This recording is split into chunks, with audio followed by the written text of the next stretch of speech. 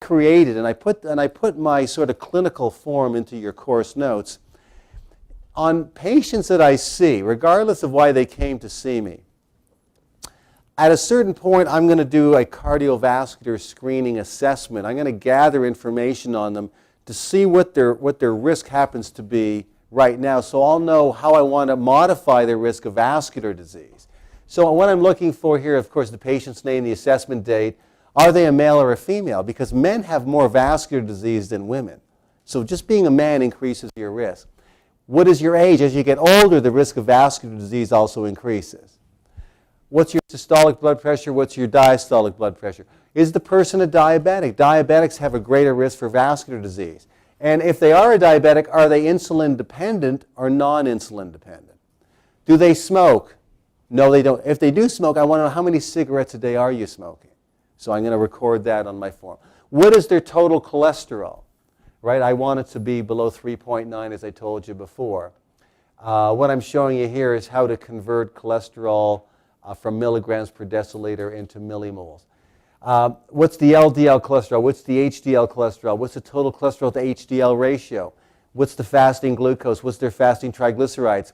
What's the C-reactive protein? So let's stop there for a second because we're going to see this again in inflammatory diseases. In the blood vessel wall, where the atherosclerotic plaque is building up, there are immune cells called macrophages there that are eating up all the cholesterol. The macrophages produce inflammatory cytokines. Those inflammatory cytokines go to the liver and encourage the liver to produce and secrete a protein known as C-reactive protein. The higher the C-reactive protein level, the more inflammation the person has in their body. If they don't have rheumatoid arthritis or they don't have any other inflammatory disease or an infection, then that inflammation is coming from the blood vessel wall. And so high C-reactive protein is related to an increased risk of vascular disease. I want to get the C-reactive protein levels down. We'll talk about how to do that later. And fibrinogen. The more fibrinogen in the bloodstream, the more fibrinogen becomes converted to fibrin, and it acts like a string that attaches to the platelets, and it forms thrombus or small clots in the blood vessel wall. Clots in the blood vessel wall are not a good thing. So high levels of fibrinogen are linked to an increased risk of vascular disease. One of the ways that hormone replacement therapy in women increases their risk of having a heart attack or a stroke is by increasing the release of fibrinogen from the liver. Your blood levels are higher, the platelets pump together in an abnormal way, there's a higher risk of vascular disease. What's their body mass index? Their weight over their height squared.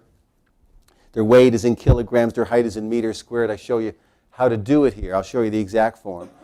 And once the person has the body mass index above 27, then their risk of having high blood pressure, diabetes, dyslipidemia, and certain cancers increases significantly. I want to see a body mass index definitely below 27. And I want a waist circumference. Abdominal obesity is measured easily. If it's a man and their waist circumference is above 36 inches, that spells trouble. For women, the waist circumference most ideally is below 33 inches. Do they have a personal history of any vascular problem or any procedure related to the vascular system? Have they had a heart attack, a stroke, a deep vein thrombosis, any chronic renal failure? So is there kidney disease as well? Have they had angioplasty or bypass surgery or a coronary stent put in?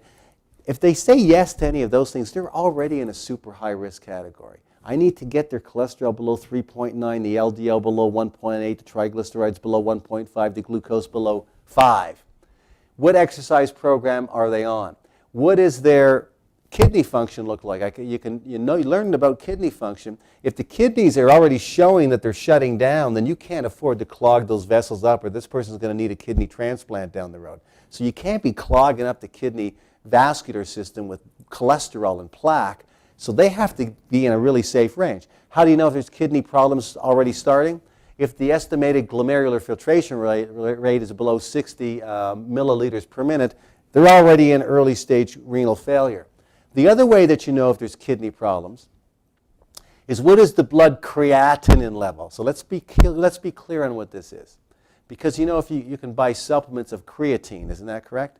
So there's creatine and then there's creatinine. They're different.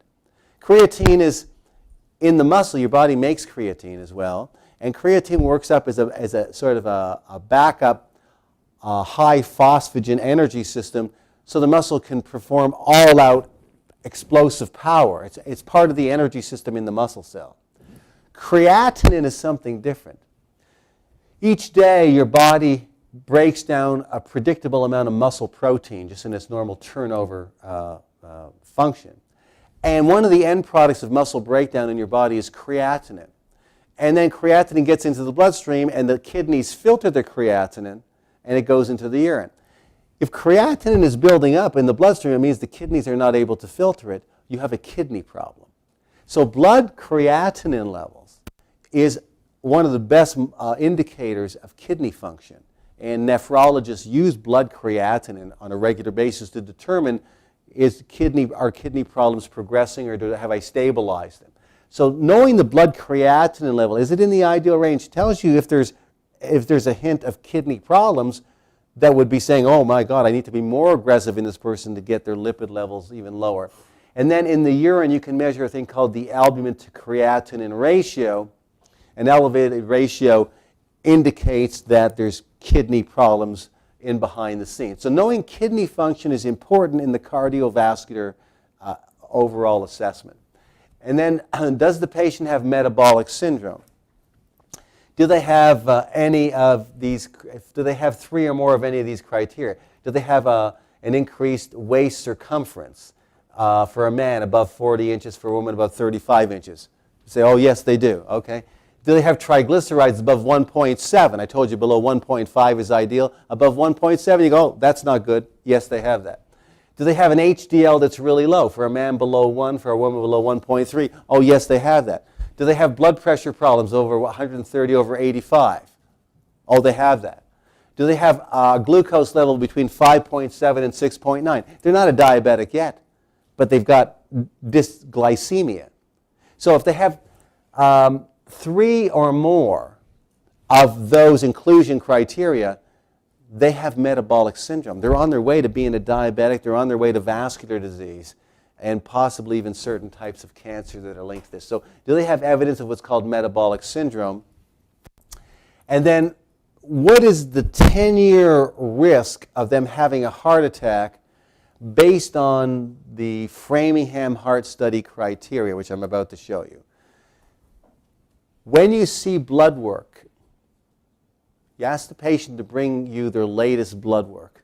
What you'll see on the form is it'll always say, based on the Framingham Heart Study, the person who's in the following risk categories, these should be the target lipid levels. And then it'll say very high risk, medium risk, low risk.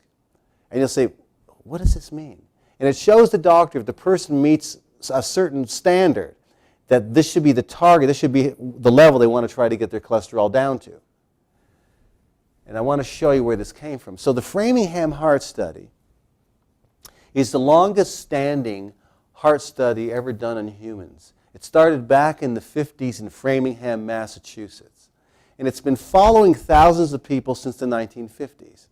And they're looking to see who develops heart disease and stroke and who doesn't. And what they've been able to show is that with a certain scoring system, they can decide over the next 10 years what your risk is of having a heart attack. Is it 3%? Is it 16%? Is it 28%? The Framingham study, the way it relates to medicine today, is done this way. That if your risk is below 10%, that's a low risk. If it's between 11 and 20%, that's medium risk. If it's above 20%, that's a high risk. So I'm going to show you how you actually do that scoring in just a second. I also want to know, is there, is the person on any current cardiovascular disease drugs? I want to know what drug, are they on statin drugs? Are they on fenofibrate? Are they on antihypertensive drugs? Are they on anticoagulant drugs? So I want to put that on my form as well. So what you're seeing, and I put these original forms in your note service package so you can use them with your own patients over the years. But what the forms show, so here we have a form for men. looking at, this is known as the LDL cholesterol form, because it looks at the person's age, their LDL cholesterol, their HDL cholesterol, their blood pressure, are they a diabetic, are they a smoker? And then there's a number of points that are awarded based on the scores that you have. And so you add up those points and then you put them here, the age point, LDL, HDL, the HDL, blood pressure, diabetes, smoking, and you add all the points up. And then you go down the list, you see how many points they scored, and it tells you here exactly what the person's risk of having a heart attack is over the next 10 years. So there's a form that uses the LDL. There's another form that uses the total cholesterol for men. Then there's also the form for women. There's one with the LDL for women, and then there's one with the LDL or the total cholesterol for women as well. So I gave you all 4 of those forms. So if the person's risk of having a heart attack over the next 10 years from the Framingham scoring form that I'm just showing you is less than 10%, most doctors won't get that excited, regardless of what the person's cholesterol is or what their triglycerides are. They really won't even pay that much attention to it because they're saying this person's in a pretty low risk anyway. If it's in the medium risk range, then they might start to introduce some medications to bring the lipid levels down. If it's above 20%, they're a very high risk and they'll be much more aggressive. They'll always be super aggressive if the person's already had a heart attack or has kidney problems or has had a cardiovascular intervention like angioplasty, coronary bypass surgery, or they have a stent put in to one of their vessels. So my screening form sort of takes all of this into account, as you can see, and I put this in your note service package. It shows you what my overall screening is with a new patient that I like to see. Now, if you're a chiropractor, you're not going to see this on visit 1. You're going to work with the patient the way a chiropractor would. You're going to do the orthopedic exam, the neurological exam. You're going to solve their musculoskeletal problem. When the patient just finally has confidence in you after a number of visits and you solve the chief complaint, and then you want to entertain having a discussion with them about proactive lifestyle strategies to enhance their overall level of wellness, over and above knowing what they eat and how much they exercise and what their weight is and their body and their circumference of their stomach, it's nice to get some blood values. So what I usually do is give them my screening form and say, I'd love you to go back to your doctor. And maybe you've already had these blood tests done. And if you have, then just get me a photocopy and bring them to me. If you haven't, this is the overall screening that I like to see on every patient, so I can give you really evidence-based information about lifestyle issues around diet, supplementation, and exercise. The patient goes, wow, I really appreciate you doing that. So this is the form. Yeah, this is the form. This is my initial screening form. So just so you see what it is, because I've included it in your note service so you can use it as well. As you see, blood pressure, pulse, diabetes, total cholesterol, LDL, HDL, total cholesterol, HDL ratio, which I'm going to calculate that. Once I know their total cholesterol and HDL, I can figure out the ratio. I want it to be under 3.1.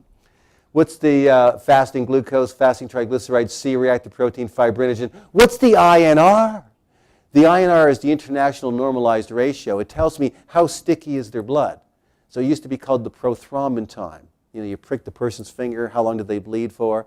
Now it's called the INR. They use a reagent. They can tell what the blood stickiness is. There's certain values there. When we talk about anticoagulants, we'll come back to that. What's the estimated glomerular filtration rate, looking at kidney problems? What's the blood creatinine level? What's the homocysteine level? As homocysteine builds up in the bloodstream, there's an increased risk of vascular disease. Homocysteine builds up when B vitamin levels are too low because you need folic acid, vitamin B12, and vitamin B6 to recycle homocysteine back to methionine. So if homocysteine's high, I know they need more B vitamins. Homocysteine damages the blood vessel wall, increases the risk of vascular disease. What's the fructosamine level? The best long-term indicator of a person's glycemic status, your status included. Knowing your fasting blood glucose is one thing, but to look for the sugar-coated proteins in your bloodstream that have been building up over a long period of time, that's fructosamine. If I can get a fructosamine level, it'll tell me, do you have glucose irregularities where you're sugar-coating your proteins over a long period of time and they're starting to clog up the small blood vessels and produce inflammation, fructosamine level is a very strong determinant of how long a person's going to live and what their risk of vascular disease is.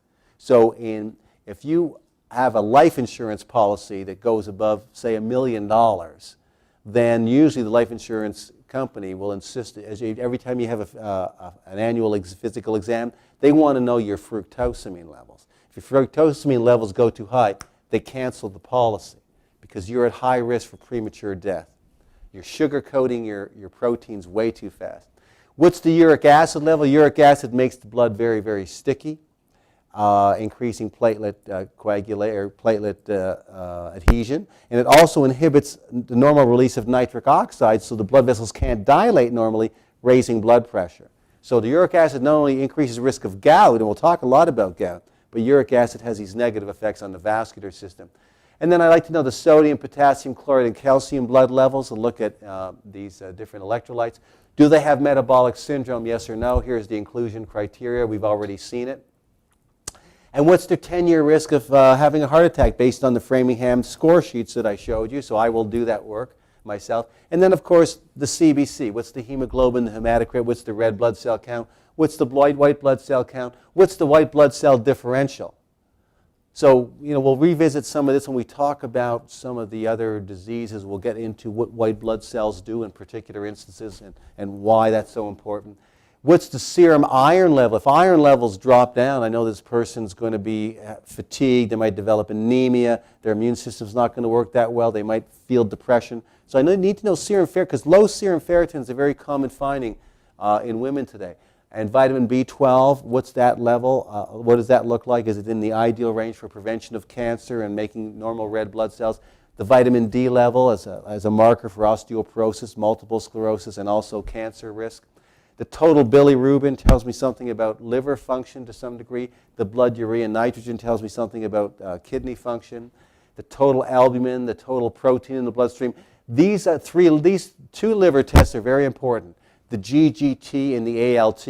So if you don't think the person has any liver disease, you might just, in your general screening, you would do the GGC and the ALT. The GG, if the person's using a lot of alcohol behind it, they're sort of a chronic functioning alcoholic. They drink alcohol almost every day, but they seem to be able to function.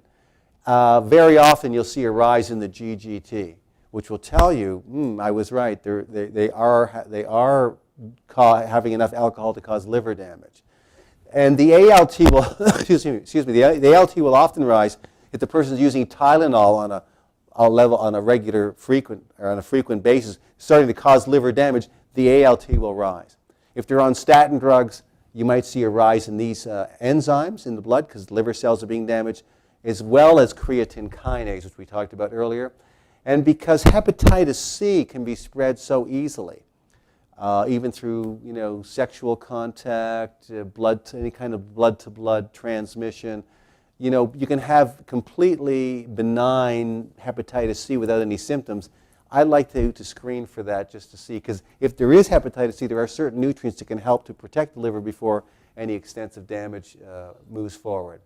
I like to know the TSH level, the thyroid stimulating hormone, the free T3 and the free T4. These are the forms of thyroid hormone in the bloodstream. We'll talk more about this at a later date. And then in terms of other hormones, the DHEA level, the cortisol level. If cortisol level is really high and DHEA is low, I know they're being affected by stress. The person says, oh no, stress isn't a factor with me. And then I say cortisol's up here and DHEA is way down. Oh yes it is. So I have some objective evidence. What's the estrogen level, the progesterone level, looking for imbalances, the testosterone level, and insulin-like growth factor 1. Knowing that as people get older, all of these hormones tend to drop down and can have effects on the person's how they feel and their level of function. What can I be doing in natural ways to compensate for the loss of those hormones to keep them strong and fit and having energy? What can I do to support thyroid function? How can I keep the IGF-1 levels elevated through exercise and protein intake? So my brain is always thinking, how do I optimize this clinical picture? What's their body mass index? What's the waist circumference? And I would do a standard urinalysis, as most doctors would do. And if there's any hint of kidney damage, then of course doing the albumin to creatinine ratio makes sense because it gives you an index of kidney function and risk and level of impairment. So there's, with respect to vascular disease, over and above cholesterol and high blood pressure and triglycerides, it's a multifaceted risk thing that you want to try to assess from one individual to the next. Everything from smoking right through to lack of exercise and obesity. A lot of people in our society have these compound risk factors, and that's why vascular disease is so prevalent. And so lifestyle modification by you can actually make a huge difference in your patients' lives. I mean, decreasing the person's risk so that the father of 3 children doesn't die prematurely at age 55 or 56 it's an important thing for you to look at.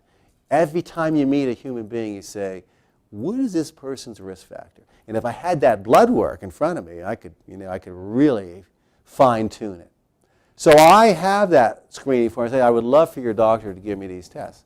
And the doctor goes, well, I normally do these things anyway. There's a few things I don't do all the time, but if you really want them, okay, we'll do them. Sometimes like fructosamine, homocysteine, vitamin D, the patient has to pay for it. It's not free. They go, and I said, listen, it's worth paying for that, even just once, just so we get a baseline. They go, okay, doc, so it might cost me $100, but at least I got it done. So not everything's all covered, but most of the things I showed you here are actually covered by most healthcare plans. So I'll just show you one patient I had. This was about 2 years ago. Just as an example, I've had many patients like this. A guy who's been overweight his whole life. From the time he was, in the schoolyard, teased throughout life, he was always overweight and out of shape. And he went on all kinds of wild weight reduction programs with different doctors and cabbage soup and this thing and Fit for Life, and then he went to that one, and he changed, and he lost weight, gained weight, lost weight, gained weight. But he was always going on a program, going off a program. So when he came to see me, I didn't put him on a diet. I put him on a lifestyle program. I said, let's take a look at who you are. Bring me your blood work. Looked at his blood work. Did my standard assessment stuff, and I said, listen, and I looked at his diet. I said, okay, we need to get the animal fats out. We need to improve the types of carbs that you're eating. I don't want you to starve to death, and I need you to exercise a little bit more, and let's get you into the groove. I explained how endurance exercise works to burn fat and to build cardiovascular health. Anyway, look at this guy. He starts off, this is just in 3 to 4 months. He's 210 pounds. He goes to 184. He loses 26 pounds. That was in the first 3 months, actually. His waist goes from 45 inches down to 41.5. His hip goes from 45 to 41.5. His total cholesterol goes from 4.65 down to 4.0. He's almost under 3.9 now, right? I want him under 3.9. He's almost there. Just in the blood tests were done just 3 months later. The LDL goes from 3.11, which I don't want, down to 2.5, which is actually acceptable. I would like it to go lower, but this is only in the first 3 months. His HDL goes up from 1.06, which for a man is not good, up closer to what is considered to be ideal. And his total cholesterol to HDL ratio goes from a high ratio to what you want is a 3-to-1 ratio or less. So within 3 months, he's almost at the ideal ratio. No drugs, and he wasn't on a diet. I just simply took the fats out of the diet, gave him more fiber and some ground flaxseed. He used his elliptical machine at home. He started at 20 minutes a day. He worked up to 40 minutes 5 times a week while he was watching television. I put him on the Adiva multiple vitamin, our Nature's Essential Oils with borax, flaxseed, and fish oil. I gave him Cardio Essentials, which has the CoQ10 and hawthorn, because he's older. His body's not making as much CoQ10 as he gets older. And because he's a man over the age of 40, I had him on Prostate 40 Plus to protect his prostate gland. And, in 3 to 4 months, he's got a lifestyle program, and he's in love with it. And he just kept going and going and going. He's like, this is the new me. This is who I've become. I've become someone new in the process. So, you can transform people's lives. And the guy says, I never believed in my whole life I could ever look like this and feel this good. Because no one ever showed him how to do it in a rational, sane way. The last thing on vascular disease, as far as this component goes, is the thing called endothelial function. So, magically, the tissues in the body know how much oxygen they need at any given time. So it's not like all the blood vessels in the body are wide open every second. Otherwise, you would collapse because you wouldn't have enough blood to get to your brain. So the endothelial cells secrete nitric oxide, which will indirectly dilate blood vessels based on how much oxygen is needed in that area at any given time. That's known as normal endothelial function. You can have endothelial dysfunction where that doesn't happen and the blood vessels remain constricted. And that can lead to angina and coronary events and decreased blood flow to the kidneys and ensuing kidney disease. And the things that cause endothelial function are a high saturated fat diet and high LDL cholesterol. Cigarette smoking also increases endothelial dysfunction. These are great exam questions. Endothelial dysfunction. High blood pressure increases endothelial dysfunction, adds to the problem. Being a diabetic, diabetics have more endothelial dysfunction. They can't secrete the amount of nitric oxide necessary to dilate those vessels at the appropriate time. Things that have been shown to reverse endothelial dysfunction, which are helpful: folic acid, the B vitamin, antioxidant supplements, vitamin C, vitamin E. When you supplement with them at significant dosages, you get this effect. Aerobic exercise does that. Improving glucose tolerance through exercise and weight loss. Improved nitric oxide release, better endothelial function. The herb hawthorn increases nitric oxide release, dilating blood vessels, lowering blood pressure, improving blood flow.